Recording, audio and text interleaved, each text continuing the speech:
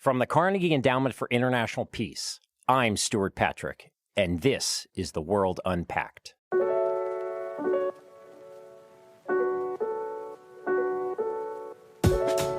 Last October, Luiz Inácio Lula da Silva, or Lula as he's more commonly known, was elected as the next president of Brazil. This is his second time in office, having served 2 terms as president from 2003 to 2011. This time around, Lula faces the challenge of governing a deeply divided country, which manifested itself on January 8th, when supporters of former President Jair Bolsonaro stormed the Brazilian Congress, Supreme Court, and Presidential Palace. Joining me today to make sense of it all is my colleague and friend, Matias Spektor. Matias is a non-resident fellow in Carnegie's Democracy, Conflict, and Governance program. He's also a professor at the School of International Relations at FGV in Sao Paulo. We'll talk about Lula's visit this week with President Biden and what to expect as the leaders of the hemisphere's 2 largest democracies sit down for their first meeting. We'll also discuss Lula's goals for his presidency, his vision of Brazil's global role, and some of the broader political trends in Latin America. So, Matias, welcome to The World Unpacked. It's such a pleasure to be here. Thank you for inviting me. No, it's our pleasure. Always wonderful to be able to make use of your expertise. So let's jump right in. Many of the listeners of this podcast might not be that familiar with Lula. So what should we know about his place in Brazilian politics, and how did he become president again? So Lula da Silva has a fascinating history. He's the architect of Latin America's largest political party machine. He became the leader of the largest party on the left anywhere in the world in the early 2000s. He governed Brazil for 8 consecutive years, very successfully. At the end of his tenure, he had over 80% approval rates. And then in a turn of fate that it resembles a Greek tragedy, his anointed successor, Dilma Rousseff, was impeached amidst a massive economic downturn and a major corruption scandal that smeared the Lula years and eventually ended up taking Lula to prison. Lula spent 1.5 years in prison until the Supreme Court annulled the sentence that had sent him there in the first place. As he left prison, he then ran for president again, under conditions that are really quite dramatic, because as Brazil's economy imploded and the corruption scandal struck, people took to the streets and ended up voting for a far right-wing candidate, Jair Bolsonaro, who came to office in 2018 and governed Brazil for 4 consecutive years during the pandemic, and pushed Brazil not only to the right on a number of scores, but very dramatically began to undermine democratic institutions in Brazil big time. So Lula is now coming back with this huge task. First of all, he needs to rebuild Brazilian democratic institutions. Secondly, he needs to unite a country that is very deeply divided, with an economy that is not performing super well. So, and he's 77. So, it's a big challenge. So as you mentioned, Lula was in prison for a couple of years. And does that conviction cast a shadow on his presidency now, or does it give Brazil's opposition yet another reason to portray him as an illegitimate leader? Absolutely. It casts an enormous shadow. Brazil is very much a house divided now. He won the election by a very thin margin, under 2%. A lot of the people in Brazil believe he's the illegitimate president. A staggering 40% of the people believe the election was stolen, which is what defeated sitting President Bolsonaro has told his base. And, 40% of the people believe the election was stolen, even if there's no shred of evidence that that is the case. So the challenge is enormous. And that's the context within which he's coming to the United States, where I'm sure President Biden will have plenty to talk about similar dynamics going on in the United States. So at their meeting, Biden and Lula have an opportunity to discuss a whole range of issues that the 2 countries might work together to address. They include democracy, Ukraine, climate change. Where do Biden and Lula see eye to eye, and where do they diverge? Great. So I think this meeting in particular, it's going to be centered around, the democratic forces, the progressive forces that are democratic pushing back against autocrats on the far right or potential autocrats or authoritarian personalities, right? This is going to be a signal from both presidents that democracy in the Americas is alive and kicking, and it's going to be celebratory. It's going to be centered on atmospherics. They're not going to negotiate any deals. This is going to be a meeting that I think will be very thin on deliverables. It's more of an opportunity for the two presidents to show that they are together on the democracy front. And then there will be some stuff on climate change. Because Bolsonaro presided over a period in which deforestation rates in the Amazon rainforest went up very dramatically, I think Lula will come to Washington with a clear message that he's going to curb carbon emissions, he's going to curb deforestation, and these, gels well with Biden's own domestic and international agendas. So let's talk about Ukraine for a second. Brazil has been one of the countries that has perhaps been more sitting on the fence than appeals to a lot of folks in Washington and indeed the broader West. One sees similar dynamics in a number of other developing and emerging economies. What do you think Lula's message will be on Brazil's attitude towards the war in Ukraine? And do you see any willingness to sort of move closer to Western attitudes towards that conflict? So on the Ukraine, the two presidents will agree to disagree. Lula's position is this. He has neither supported or endorsed the Russian invasion, but he has been very reluctant to publicly chide Russia.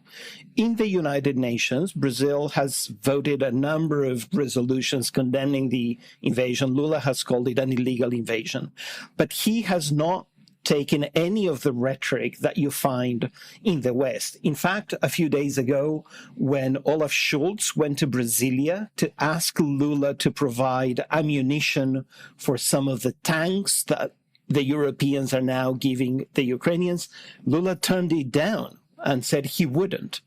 The reason for this is that Lula thinks that Brazil loses more from alienating Russia, which is a member of the BRICS group, than from annoying the West. This doesn't mean that he's in Russia's camp, but it means that he will be not your typical ally, not a Western ally in condemning Putin's invasion, right? Brazil is vulnerable diplomatically. Remember, the BRICS are the one international body in which Brazil stands out. It gives Brazil and whoever is the president of Brazil an important platform. It gives it an opportunity to talk to the president of China and the president of Russia as equals. Then there's the economics of it as well. Brazil is very vulnerable to the price of crude, very vulnerable to the price of fertilizer. Lula is incredibly worried about inflationary pressures. These things pose multiple problems for the Lula government, relating energy, Brazil's fiscal position, and its politics, frankly.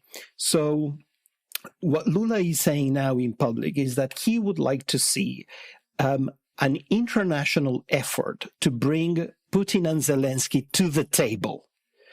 And if he repeats that idea in the Oval Office, I think he's not going to go very far, given the current state of things in D.C., right? So they will agree to disagree. Absolutely. And this sort of sense of Brazil's role, and in fact, Lula's own role as, in a sense, an honest broker or a potential mediator really makes me recall Lula's first time in office. When Brazil's economy was riding relatively high. And it seemed to me that he tried to make a big splash on the global stage. So beyond just Ukraine, do you see Lula having global and regional aspirations this time around? Or has sort of the Brazilian ambition been chastened a bit by the ups and downs of the global economy over the last decade and a half? That's great. So the ambitions have been chastened, no doubt, but I think Lula will try. Remember, this is a man almost 80 years old, coming back to power after having spent time in prison, he wants to leave a mark. He believes he offers a unique voice to the international community, and he will try to exercise that voice. What that means in practice is this. So on climate change, he said he wants to put together a coalition of South American countries that share jurisdiction over the Amazon basin, and he will use that as a platform to advocate for more climate finance from the global north. He's also committed to building a coalition with Indonesia and the Republic of Congo to try and prevent the United States and Europe from using climate change as a smokescreen for protectionism. Remember, in the global south, one of the wonderful things about the Inflation Reduction Act is that you see the United States taking the lead for the first time in a long time. But there's an underside to that, which is that so many of the provisions smack of protectionism, which are terrible for these countries. So there will be tensions there. And I think Lula still believes in South-South cooperation. He believes that developing countries only stand a chance when they unite, and he will do that. I also think that he's not going to get too close to the BRICS as long as the war goes on, but that's partly why he wants the war to come to an end soon, right? Because he wants to be able to use the BRICS to leverage Brazil's position in the world. Yeah, and just to remind folks listening that in addition to Brazil, Russia, and China, the BRICS coalition also includes India and South Africa, thus the acronym BRICS. I want to talk a little bit about Lula's credibility to deliver on some of the climate pledges, and I believe he's also made a pledge to try to stop deforestation in the Amazon basin. This was something that really Jair Bolsonaro had very little credibility to do, and there were talks in the past about Western countries, for instance, or countries of the global north, the wealthy world, in other words, providing aid to Brazil in return for its protecting the Amazon for all of humanity. Now, under Bolsonaro, there were no real grounds for a deal there. Do you think that there's credibility on Lula's part? And does this have to be handled delicately? Because obviously Brazil has been quite sensitive to issues of national sovereignty in terms of its control over the Amazon. How is your work, how might it inform the answer to that question? Great. So when Lula was president the first time around, he presided over the biggest fall in carbon emissions in Brazil's history. Amazon forest deforestation had been going up for years and years, and he managed to turn it around by creating new state capacity, new laws, and actually implementing the laws. But soon after he left office, deforestation creeped up in the Amazon forest, and then Brazil had this massive boom in beef exports, and beef exports in themselves became a major source of carbon emissions. He's ran his campaign on the promise that he will curb carbon emissions again. The problem now is that if he were to do so, he would have to hurt a lot of economic interests that benefit from carbon emissions. So he will need every bit of support from the international community he can get. President Biden has in the past said that he would like the United States to lead the international community in putting together significant funds to help Brazil achieve the goal of curbing carbon emissions. I don't think we're going to see a lot of detailed progress in this visit on this front, but I think both presidents are going to promise one another that they both will deliver. That's fascinating. So the table is set conceivably for a workable compromise down the road, as there's been an adjustment both in the U.S. performance with the IRA, the Inflation Reduction Act, and then also some new dynamics in Brazil's ability to deliver. Absolutely fascinating. When we come back, I'll ask Matias about the current state of democracy in Latin America. Hey, thanks for listening to this show. If you want a great podcast on U.S. foreign policy, you need to check out our premier live podcast, Carnegie Connects. My colleague, Aaron David Miller, talks to some of the biggest names in U.S. foreign policy, from secretaries of state to top White House officials and leading reporters on the ground. Go and check out Carnegie Connects wherever you get your podcasts. Now, let's get back to the show. So, Matias, I want to touch briefly on what happened this year on January 8th in Brazil. Were you at all surprised by the riots, or at least the way that they unfolded? So, Stewart, what happened was this. When Donald Trump became president of the United States, he inspired this member of Congress, not very significant, not very prominent at the time, Jair Bolsonaro. And Jair Bolsonaro learned from Trump a number of things. He learned how to build an effective campaign strategy. He learned that he could take the political system by surprise because everyone underestimated him. And lo and behold, he became president of Brazil. He set out to align Brazil not to the United States, but to the Trump administration. And very early on, he learned from Trump that what he needed to do was to question the legitimacy of the electoral system. So as he won the presidency in 2018 on the second round of the election, he said that the election had been stolen. Although he had won it, he claimed that he had won it on the first round, not the second round. And he began to smear the electoral courts. And his argument was Brazil should get rid of its electronic voting system, which is highly efficient. You know, Brazilians learned the result of the election the same day that the election happens. It's never had any problems. There's no reporting of any problems afflicting the system. So Bolsonaro questioned and kept pushing for 4 consecutive years the argument that unless the Supreme Court agreed to get rid of the electronic voting system, there might not be an election 4 years later.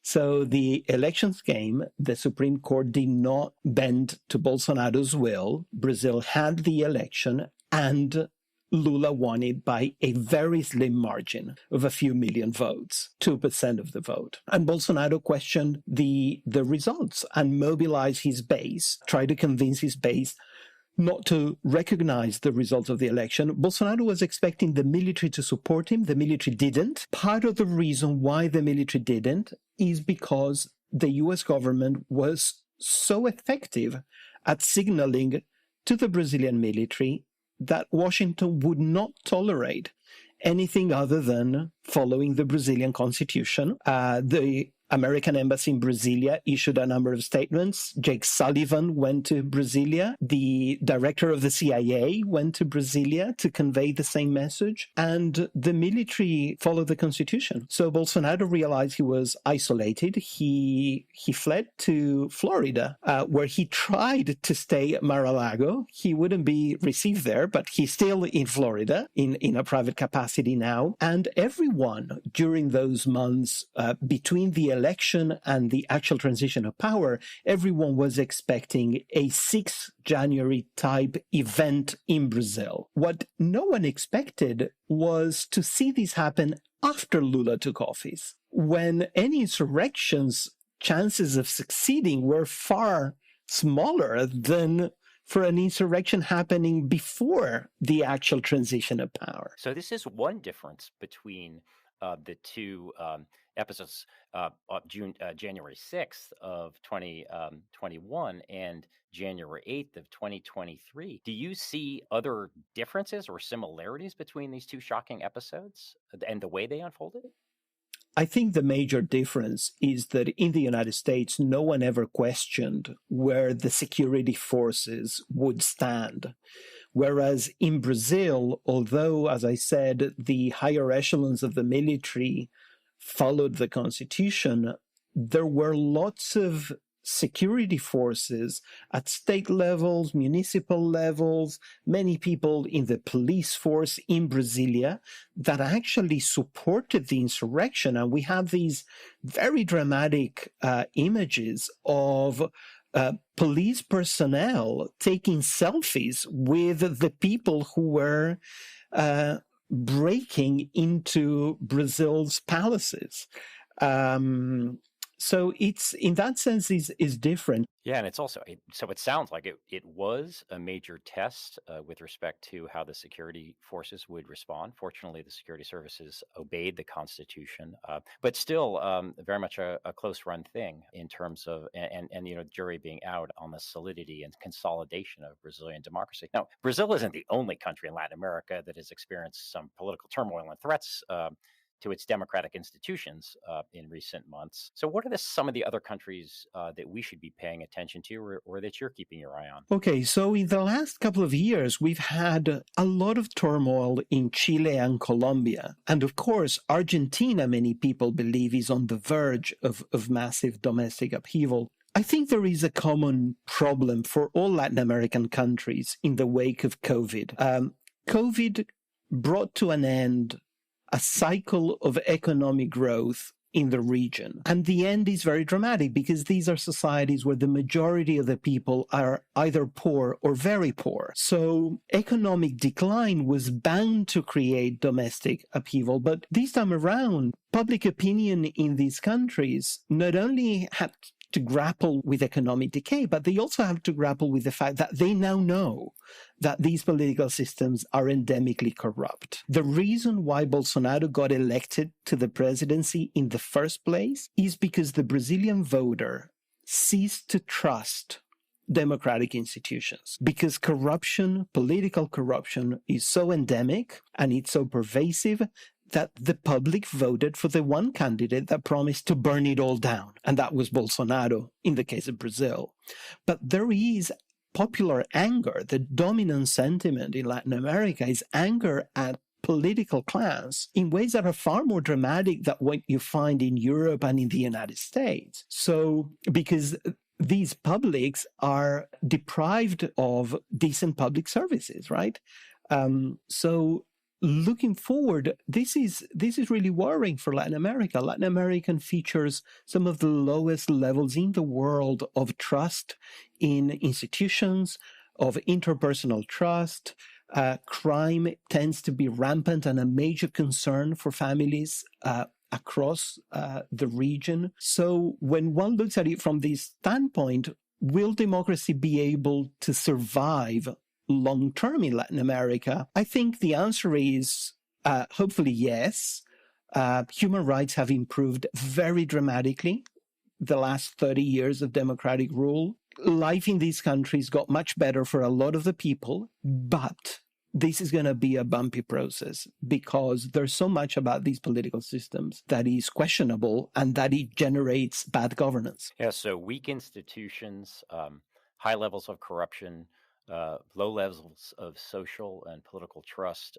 And obviously in some countries, like Peru, sort of intermingled as well with sort of ethnic divisions, and particularly those those from indigenous communities compared to those living in the capital. So there are rural-urban divides as well going on, but no single commonality. But it sounds to me like what you're saying, just a great levels of mistrust, resentment at levels of inequality, and at high levels of corruption that are entrenching power structures. Would that be a pretty fair way of characterizing it? Absolutely. And I think very much mirroring what has happened in America and in Europe, growing levels of affective polarization, right? To degrees that our generation had never seen before. So this makes it very challenging for anyone who takes office in any of these countries to actually form a stable governing coalition on the good side. Right. And also creates the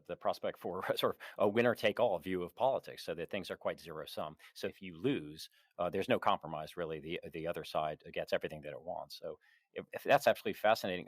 The United States was quick to condemn the January 8th violence in Brazil. But going forward, what do you think the role should be for the United States in supporting democracy across the region?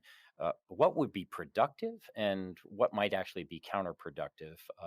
Obviously, there are a lot of sensitivities to policies that are characterized as democracy promotion by the United States in the region. I'd be interested to know how you think that's evolved in the current circumstance.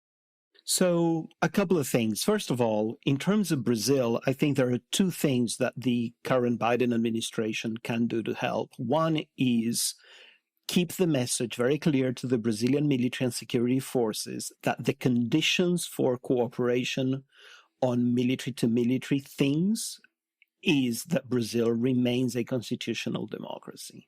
That message should be repeated no end, I believe. The other thing is, in the case of Brazil, the Supreme Court was absolutely essential in ensuring that Bolsonaro would not overstep. The problem is that many people now question the degree to which the court has itself overreached. That's not going to be easy, and it's not for the United States to interfere in what happens inside Brazil. But the one thing that I think would be really helpful is to increase judicial cooperation between the two countries. This is an area where there's been far less than there could be, and I think there's a real opportunity there. In terms of democracy in the region more broadly, I think the biggest important news is the change in U.S. attitudes towards Venezuela. Venezuela, of course, is governed by an autocratic regime, which, under sanctions from the United States, doubled down on its repression of dissent and divided the region very, very profoundly. Now, the Biden administration has changed tack. This is to do with geopolitics. It's because Venezuela is a source of oil. And in the context of the Ukraine war, the White House has made a decision to reopen conversations with Venezuela. The good thing about this is that now there might be a light at the end of the tunnel of a slow transition to democratic rule in Venezuela if the United States manages to get together a coalition of Latin American countries. And this is not seen as U.S. imposition. But the big item is, in my view, economic growth. In societies that are poor, that have to grapple with vast levels of poverty, it's very difficult to make democracy work if democracy does not translate into the delivery of decent public services for the majority of the people. And on that front, there isn't much that the United States can do. In fact, one of the problems that the U.S. now has in the region is that China has increasingly become a source of finance, of investment, of trade, and of diplomatic support for countries in the region. So it's not going to be easy moving forward. Yeah, that's fascinating that you bring that up. Earlier this year, we had Nahal Tusi, who is the senior national security correspondent for Politico on the podcast, to talk about Biden's foreign policy. And China was a huge focus of that. And, she mentioned, which you've kind of reaffirmed, that China has a huge footprint now in Latin America, bigger than the U.S. footprint, and that its diplomatic footprint is growing also commensurately. So could you give me a sense of what China's influence is in Brazil and the wider region? And are there certain countries, whether those with an authoritarian bent or weak democracies, or perhaps everyone is jumping on the China bandwagon? Do you see some patterns of that? So this is really fascinating, Stewart, because the origins of China's growing footprint in Latin America is the unipolar moment. In the early 1990s, as the United States no longer had the Soviet Union to grapple with, the U.S. turned away from Latin America big time. As a result, the United States invited China to come into Latin America with finance and investment. It was the White House that invited China, for example, to become a member of the Inter-American Development Bank, on the expectation that if China were to provide finance for the region and buy more products from the region, the United States could focus on the things that really matter, in the Middle East and elsewhere. Now, 30 years on, the situation is really quite dramatic, because now China, for example, Chinese companies own a third of energy distribution in Brazil, for example. China is the largest trade partner for the majority of countries in Latin America. It's become a major source of finance for them.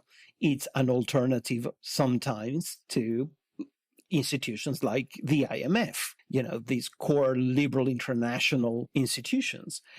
Democratic countries are now far more dependent on China in Latin America than it been the case in the past. So, for example, we know there's a lot of illegal fishing from China happening in Latin America on both coasts, on the Atlantic and on the Pacific. But the countries that suffer from it refrain from denouncing China because they fear retaliation. In places like Ecuador, Colombia, Chile, Argentina, the Chinese presence is enormous. These countries in Latin America have benefited from Chinese finance. And the fact is that the United States hasn't been able to offer an alternative. So the first US president that really tried to double down on pushing China away from Latin America was Trump. And, Rex Tillerson and Mike Pompeo traveled the region, tried to force countries from the region to turn down China on things like 5G technologies, and it backfired big time. China managed to secure these contracts.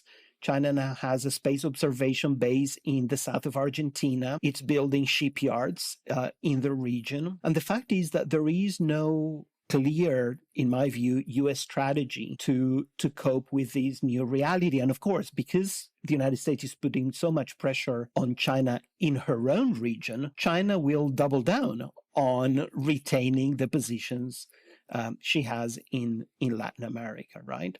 So it's quite remarkable to see the growing weight of China in the Western Hemisphere and the sort of political leverage and other forms of leverage that actually brings. I want to close with a big picture question. As you look at the upcoming year, do you feel optimistic or pessimistic about democracy in Latin America? Would you describe yourself as more worried or more hopeful? So I'm really hopeful in the sense that Brazil showed that you can put together a broad church coalition of democratic forces, both right and left, in order to defeat authoritarianism. Of course, the election was won by a very slim margin.